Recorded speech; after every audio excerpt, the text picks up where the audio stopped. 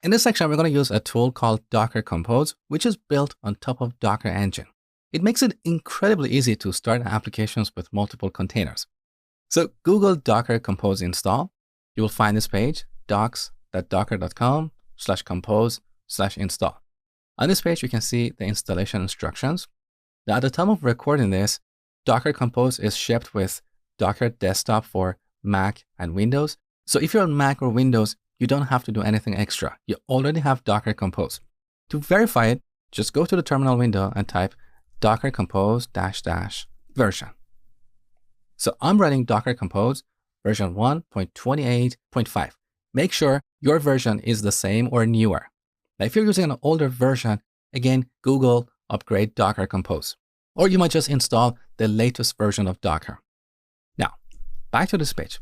If you're using Windows Server or Linux, there are specific instructions you have to follow to install Docker Compose. So go ahead and install Docker Compose, and I will see you in the next lesson.